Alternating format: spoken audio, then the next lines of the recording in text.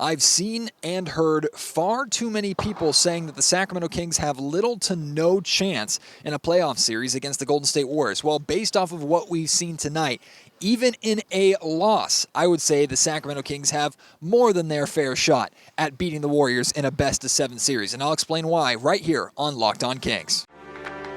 You are Locked On Kings, your daily Sacramento Kings podcast, part of the Locked On Podcast Network, your team every day. And now, ladies and gentlemen, it is that time for another episode of Locked On Kings.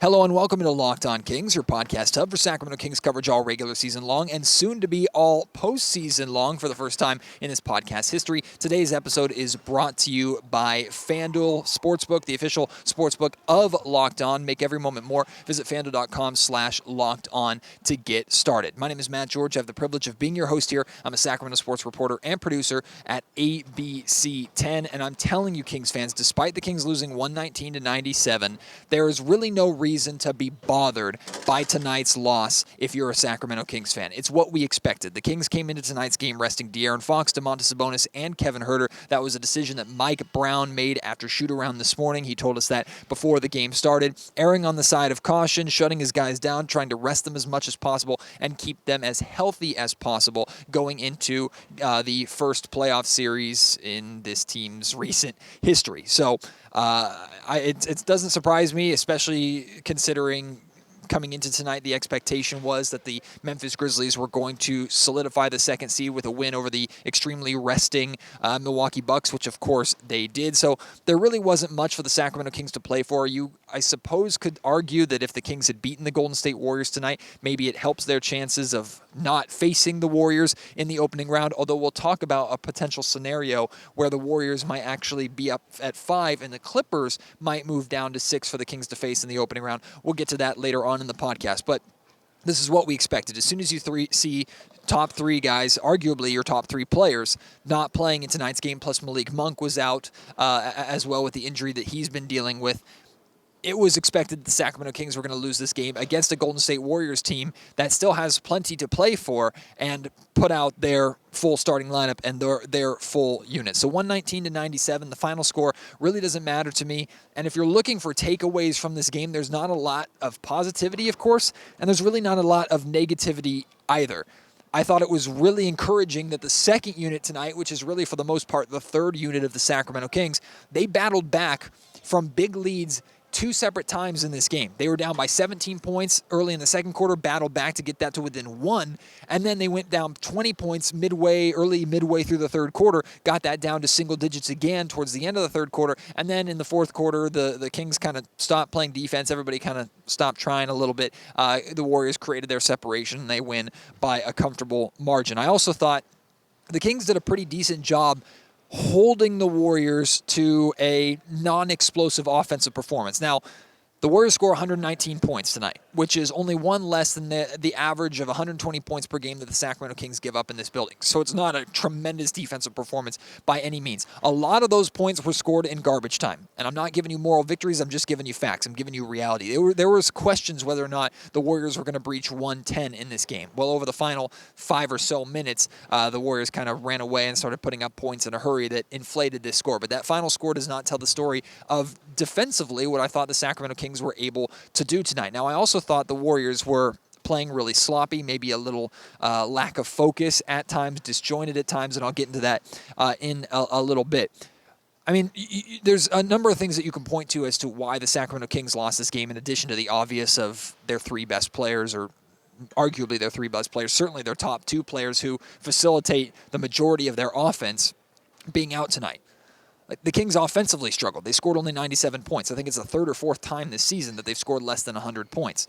Well, the Kings took 20 more field goals than the Golden State Warriors in this game and still lost by over 20 points. Like, that's pretty rare to see. It's because the Kings made 3 less field goals than the Golden State Warriors despite taking 20 more. If De'Aaron and Sabonis and Kevin are playing and the Kings are taking 20 more field goals than the Golden State Warriors, I'm really liking their chances of winning that game. So you can point to the offense not being there as to why the Sacramento Kings lost tonight. And again, it makes sense for the offense to be struggling when you're missing your two top scorers and your two top offensive facilitators for the remainder of the team. Now, there are some things to be unhappy with. Not to be necessarily bothered by, but certainly things watching this game to be unhappy with. For example, like the Kings free throw shooting tonight. They shot 10 of 18 from the free throw line. Like, that's not good enough. If the Golden State Warriors are going to send you to the line, if you play the Warriors in a playoff series, if they send you to the line, you have to hit your free throws and convert on those free points. That's been sometimes a major struggle for the Kings this season. Other games, the Kings won't miss from the free throw line, so they got to find some consistency there, especially when the pressure is on the line during a playoff series. Also, the Sacramento Kings scored 17 points off the Warrior turnovers, which isn't terrible, except for the fact that the Kings gave up or turned the Warriors over, or the Warriors turned the ball over 24 times. This is a Warriors team that usually does a really good job taking care of the basketball. This is a Warriors team that is not typically going to make a lot of mistakes like this, especially in the playoffs. You have to be exploiting that more than you did. 17 points off of turnovers is fine. But when the Warriors are turning the ball over 24 times, you need to take better advantage of that. Mike Brown, after the game, talked about he felt like his Kings team didn't do a great job getting out in transition in tonight's game. That's really where the Kings can kill the Warriors or kill any opponent. If the Kings are getting defensive stops by turning a team over, they need to get out in transition. They need to score off those turnovers to help their offense create the separation that it needs to ultimately consistently win basketball games. The Kings did not do that tonight. I think it's fair to be critical of both Davion Mitchell and Keegan Murray from the sense that these are two guys that got big minutes and an important spot tonight with Fox, Sabonis, and Huerter all out. You needed your scoring to come from somewhere, and I wanted that scoring to come from Keegan Murray. I wanted that scoring to come from Harrison Barnes. I wanted that scoring to come from Davion Mitchell. Three guys that we know are going to have predominant roles and significant roles in the playoffs regardless. Keegan Murray only had 9 points tonight. He went 4 of 13 from the field.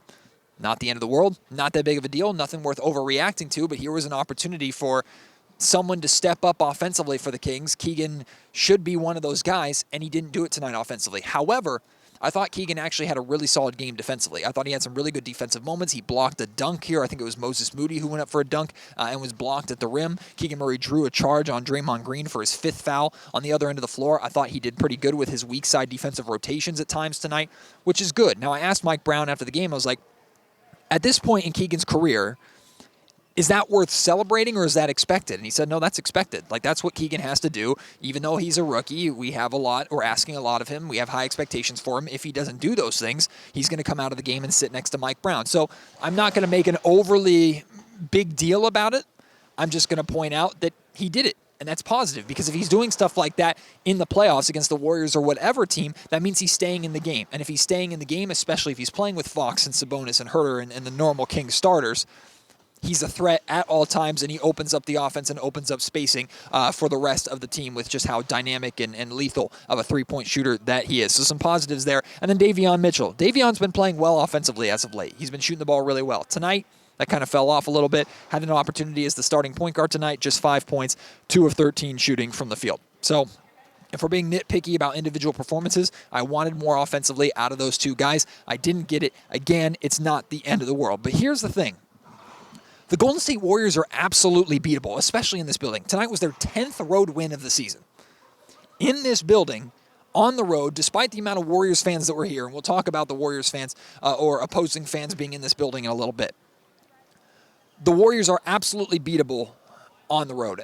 At home, maybe a completely different story. That team just plays ridiculously well in the Chase Center in their own building. That might be that might be separate from anything that I'm about to say about the Warriors on the road. But I was not impressed by the Golden State Warriors tonight. I wasn't, and I don't think that's looking through this game through purple lenses, and I don't think that's a knee-jerk reaction to make myself feel better after the Kings lost to the Warriors and lost the regular season series 1-3 to the Warriors. Like, that might be something that we read as a stat coming into a Kings-Warriors series. If it happens, that might be something that Warriors fans kind of loiter over Sacramento Kings fans' heads. That's fine. From what the Kings have seen this season against the Golden State Warriors, they are absolutely beatable. Remember, the Kings had a very good chance of beating the Warriors in Golden State earlier this season when Kevin Huerter was fouled literally twice by Klay Thompson on a three-point shot at the end of the game. The refs didn't call anything. The 2-minute report the very next day confirmed that, Keegan was fouled, or rather, Kevin was fouled. Who knows if the Kings would have won that game or not? Kevin would have had to hit all 3 free throws at the line. Regardless, the Kings were in that game. When they were at full strength, they beat the Warriors in this building tonight. They lose to the Warriors when they're missing their 3 top players. Nothing the Warriors did tonight was like, oh man, the Kings should be concerned. Right? I know they have Steph Curry. Steph Curry is capable of going off at any given time. Steph Curry can carry this team to a playoff series win if he wants to. He can get anywhere he wants to on the floor. Did a good job drawing fouls, especially on the perimeter at times tonight. Klay Thompson had 29 points. Klay Thompson historically kills the Kings. He loves playing against the Sacramento Kings for some reason. There are reasons to look at this Warriors team and absolutely be concerned. And the reality is, even with the Warriors being the 6th seed in this scenario and the Kings being the 3rd seed, even with the Kings having home court advantage, the expectation should be and would be, the Warriors are the favorite to win that series. They have a massive advantage in terms of playoff experience. They're the defending champions. There are plenty of reasons to talk yourself into why the Golden State Warriors would beat the Sacramento Kings. The expectation absolutely should be that the Warriors will win that series. But that doesn't mean the Sacramento Kings are going to roll over. And I've seen people posting about it on Twitter, talking about it on Twitter. I've had conversations with media members here at Kings games before saying, man, it's not just I don't want to play the Warriors, which I don't either. I don't want the Sacramento Kings to play the Warriors either. It's not just that. It's, man, if the Kings play the Warriors, they have no shot. And people just go, yeah, the Kings are done if they play the Warriors. I think that's not correct. I think you're just brushing things under the rug far too easily, or you're not giving the Sacramento Kings the respect that they deserve for the work that they've put in. Again, they have to prove it on the playoff level, right? They have to prove it when pressure is on the line. I understand that completely. The Kings haven't done that yet. But I think at this point, saying the playoffs is different is a cliche. Yeah, we know the playoffs are different. There's more on the line. Maybe there's more physicality. Maybe there's more of a focus on defense versus playing defense 82 times a year. But the Sacramento Kings aren't going to step on this floor or step onto the floor in the Chase Center or wherever they play and just forget how to play basketball suddenly just because the stage is bigger and the pressure's on and the lights are brighter. If anything, that's where you expect the diamonds to shine. That's where you expect De'Aaron Fox to take the next step. That's where you expect Domantas Sabonis to look even better. That's where you expect this Sacramento Kings team to show who they really are. And what they've proven this season, you can't just throw away the regular season even though it's different than the playoffs. You can't just throw away what the Sacramento Kings have been able to do. Their ability to adjust and adapt in-game. Their ability to stop extended losing streaks. Their ability to win the second game of every single back-to-back against the same opponent that they've had so far this season. The Kings have done a very good job proving that they're more than capable of beating anybody and hanging with anybody all season long. That's not just going to disappear in the playoffs. I'm telling you right now, the Kings play the Golden State Warriors, there's no way the Kings get swept. I feel very confident saying that. Now, the Kings might lose in 5, Kings might lose in 6, Kings might lose in 7. You know how I feel about relying on the Kings' success on the road to win them a series. I don't think they win on the road in Golden State. Maybe they get one win on the road. But if they protect their home floor, and if their offense plays to the level that we've seen they're capable of playing, if they score and average 121 points per game like they've been averaging all season long, Sacramento has more than a great chance of beating the Golden State Warriors. Again, they shouldn't be the favorite. That shouldn't be the expectation, but it's also not a foregone conclusion at all that the Golden State Warriors would beat Sacramento in a best-of-7. It is time for the Nissan Most Electric Player of the Week award, brought to you by the all-new, all-electric 2023 Nissan Ariya. This week's Player of the Week is someone who didn't play tonight. It's Domantas Sabonis, not just for tying Chris Webber earlier this week for the second most triple-doubles in Sacramento Kings franchise history, and by the way, just his first full season with the Sacramento Kings.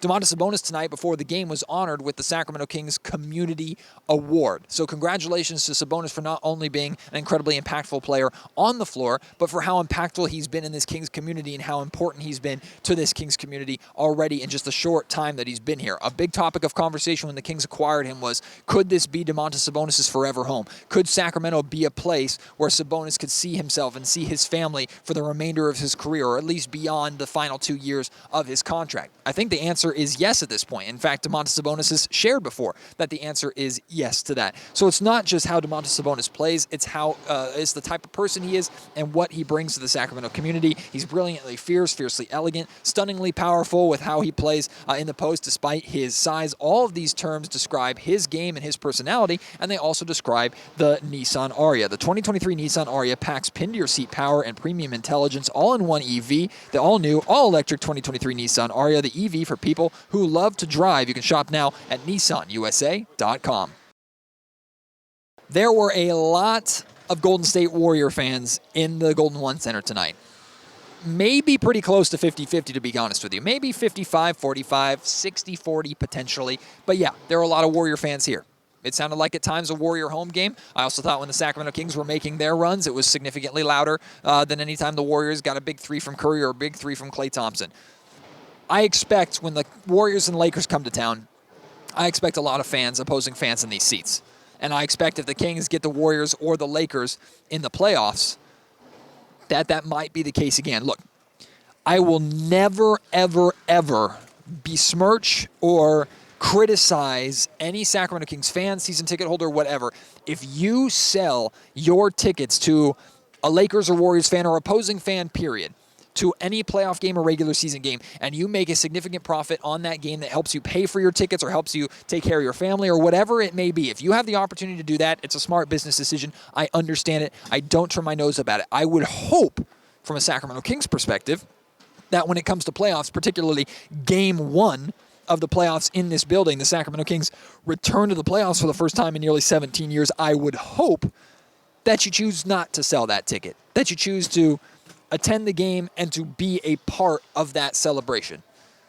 But if those tickets do go on the resale market, and we've already seen a lot of them go up on the resale market for a significant price, truth be told, and this might not be what some of you want to hear, it's on you to buy them.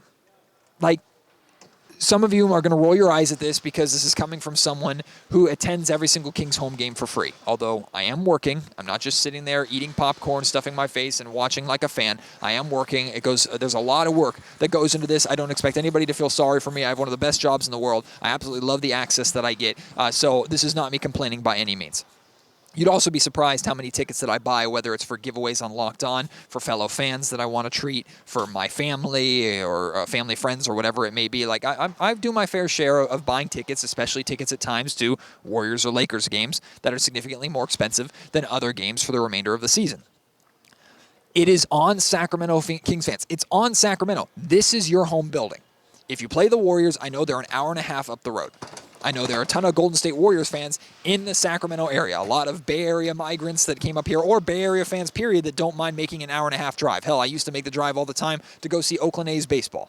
Some of you are like that. A lot of you Giants fans are like that. Like, it's not that bad of a drive. It's not that big thing to ask. Like, there are going to be a lot of Bay Area Warrior fans here, Sacramento Warrior fans here. If the Kings play the Lakers, there'll be a lot of Laker fans here. We know how it is, right? It is up to you. This is your building. Represent the city. If you do not like that there are so many fans of opposing teams in your building, especially for the playoffs, do something about it. And what I mean by that is buy up those tickets or don't sell those tickets. Now, I don't expect anybody to just say, okay, fine, here's $400 cash, I'm going to go sit in a nosebleed, which I've seen tickets for all the way up there go for. I don't blame you. I wouldn't do that. I'm going to be completely honest with you. I would not pay $400 for a nosebleed seat to the playoffs. I wouldn't. And so I can't be mad at a Golden State Warrior fan who's willing to do that, or LA Lakers fan who's willing to do that. I can be disappointed that Kings fans in the first place decided to sell those tickets, but I'm not going to be bothered if I'm not willing to pay the price that it takes to get in here, because it's supply and demand. Look, not just is that already going to be an extremely hot ticket for the Kings returning to the playoffs in the first playoff basketball in this city in nearly 2 decades. That's going to be a hot ticket because if in the case of the Warriors, it's the first time ever that the Kings and Warriors have met in the playoffs. It's the first time ever that the Sacramento Kings and Golden State Warriors have been in the playoffs at the same time. Or if it's the Los Angeles Lakers, for obvious reasons, the Kings and Lakers have a playoff history. Supply and demand. These tickets are going to go for those prices because people are willing to pay them to be here. If you don't want other fans here, you pay to be here. I am totally sympathetic towards anybody's financial situation. I know there are hundreds, if not thousands of fans listening to this podcast that go, Matt, I would be there in a heartbeat if I could afford it. I understand you completely. I do not look down on you at all. You are amazing. And Sacramento Kings fans who sit in the nosebleeds are oftentimes louder and better, more rowdy and more passionate than the ones who have the privilege of sitting courtside or close to courtside in the lower bowl. I see you. I understand you. I appreciate you so much. Do not think that I am in any way questioning your loyalty as a fan if you're not willing to buy tickets or you can't afford to buy tickets. So many of you have reached out to me saying, Matt, do you have any ticket hookups or do you know how I can get in? So many of you have reached out and said, I really can't afford to do this, but I promised myself when the Kings made the playoffs, I'm going to go, so I'm going to find out how to get here. I've talked to so many Kings fans who are coming from around the country, who are from Sacramento or diehard fans that are coming in saying, I cannot miss being a part of the playoffs. You guys are amazing. I do not blame any Kings fan for choosing to go and watch the game outside of the arena at the watch party that they're going to have or in a bar in Sacramento or from the comfort of your own couch. You're just as important as anybody in this building. All I'm saying is if you want Warriors, Lakers, opposing fans to not take over your arena or have a presence in your arena, do something about it. Just like I expect if the Kings play the Warriors or the Lakers or the Clippers, there are going to be a decent amount of Kings fans that are traveling to any one of those arenas too, trying to make some noise over there. So that's kind of my viewpoint on the entire thing. Speaking of Clippers, there is a good chance, like as of right now, the Clippers are in the 6th seed. And I've been very open and honest. The Clippers are the team that I want the Sacramento Kings to face out of the Warriors, Clippers, and Lakers for that 6th seed. The Clippers are the team. And it's not just because Paul George is out, although that certainly helps. The Kings have had a lot of success against the Clippers, not just this year, but in years past too. For some reason, they always seem to match up well against that LA Clippers team, despite the depth that they have. The Clippers might honestly try to tank to hang on to that spot. And what I mean by that is now that the Warriors have won tonight, they're in the 5th seed. The Warriors play the Portland Trail Blazers, their final game of the season, on Easter Sunday. If the Warriors win that game and the Clippers lose one of their next 2 games, which is against the Blazers tomorrow and the Suns on Sunday. Now keep in mind the Suns are going to be shutting everyone down too. The Blazers have already shut everyone down. If the Clippers lose one of those games and the Warriors win the next 2, then the Clippers are the 6th seed, which would be excellent for Sacramento Kings fans, right? However, the Clippers do have to be nervous that if they lose both games, there's a chance that they fall to 7. Nobody wants to be 5. Nobody wants to be 7. Nobody wants to be 7 because they don't want to compete in the play-in game and have to play one extra game and earn their way into the playoffs only to face the Memphis Grizzlies. And nobody wants to be 5 because why would you want to move up one more spot to not have home court advantage and to take on the Phoenix Suns? Look, I'm realistic. I would rather face the Sacramento Kings than the Phoenix Suns any day of the week. I expect the Phoenix Suns to be the team representing the Western Conference in the NBA Finals. That's just me. Why would the Clippers, the Warriors, the Lakers, any team want that 5 spot? They don't. So I don't know if the Golden State Warriors are going to try and lose. I don't know if the Clippers are going to try to lose. But it wouldn't surprise me at all if both teams, the Warriors and Clippers, play at the same time on Sunday. Wouldn't be surprising if they were paying attention to what the other was doing and making a decision on whether to kind of win or throw a game based off of what happens. That's all I'm saying. Get me a Kings-Clippers opening series, please. Like I said at the top of the episode, today's episode of the Locked On Kings podcast is also brought to you by FanDuel, the official sportsbook of the Locked On Podcast Network. Now that we know, for the most part, what the playoffs are going to be and which teams are going to be in the playoffs, we may not know the seeding, but either way, the Eastern Conference is basically set. Now is the perfect time for you to start having fun and participating on FanDuel, America's #1 sportsbook, because new customers get a no-sweat first bet up to $1,000. That's a bonus bet back, or bonus bets back, rather, if your first bet doesn't win. It's like an insurance policy. Just download the FanDuel Sportsbook app. It's safe, secure, and super easy to use. Then you can bet on everything from the money line to point scores and threes drained. So let's say you place a bet on the Kings and Nuggets on Sunday. Let's say you lose that bet. Well, instead of you just losing your money and never playing on FanDuel again or having to reinsert cash, you get bonus bets back for you to make that money back and make money on top of that at FanDuel. Plus, FanDuel even lets you combine your bets for a chance at a bigger payout with the same game parlay. So don't miss the chance to get your no-sweat first bet up to $1,000 in bonus bets when you go to FanDuel.com/lockedon. That's FanDuel.com/lockedon to learn more. Make every moment more with FanDuel, an official sports betting partner of the NBA. Before we wrap up here, I'm going to make you a deal. The Brooklyn Nets have solidified and clinched the 6th seed in the Eastern Conference. So here's my proposal. Take it or leave it. You can say, or you can take the Sacramento Kings playing the Brooklyn Nets in the opening round of the playoffs, with the Kings still having home court advantage, of course, you could take that, or you could stick with where the Kings are at and with the unknown Clippers, Lakers, or Warriors opening round opponent. Do you take the deal and take the Brooklyn Nets in the opening round, or do you say no deal and take on whichever team in the West that you can face? Some people might think this is an easy deal. I think you might want to think about it a little bit too, because the Nets could present some problems for the Kings. I also think the Kings have a very good chance of winning that series as well. The reality is, with the exception of like the Boston Celtics or Milwaukee Bucks, maybe Philadelphia 76ers, I think the Sacramento Kings can hang with anybody in the league. And they might be able to hang with those three teams too. I just don't know if they'd win more than one game in those series. Maybe we'll see in the NBA Finals. Who knows? Do you take that deal or do you not make that deal? Let me know. Kings versus Nuggets on Sunday. I fully expect the Kings to shut everybody down. I hope that they shut down all five starters. I hope they shut down most of the bench players as well and let kind of the two-way guys and the end-of-bench guys just kind of finish that out. I know that's probably what the Denver Nuggets are going to do. It doesn't really matter. That is Easter Sunday. It's an afternoon game, so I have obviously family obligation and work obligations, so I don't know if I'm going to get a podcast out that day or not. However, next week, in the build-up to Saturday's playoff opener, I'm going to be doing a ton of playoff preview podcasts, including guests who cover the team or around the team that the Sacramento Kings face in the opening round. More local guests here. It's just going to be a full week of preparing for the playoffs. It's going to be so much fun. And the next time we're in this building, ladies and gentlemen, we're going to have playoff basketball. How cool is that? The Kings end the regular season 23-18 at home. That record probably should have been at least 3 wins better with Charlotte and Washington and San Antonio. But regardless, it's still a winning record at home. And this building is going to be nuts on Saturday, regardless of how many opposing teams' fans are here. I can't wait for that. Can't wait to have you join me for that. I appreciate all your support as always. And please join me for all the playoff build-up coming next week. Thank you so much for your support. Can't wait to have you join me on the next episode. Until then, my name is Matt George. You've been listening to Locked On Kings, part of the Locked On Podcast Network.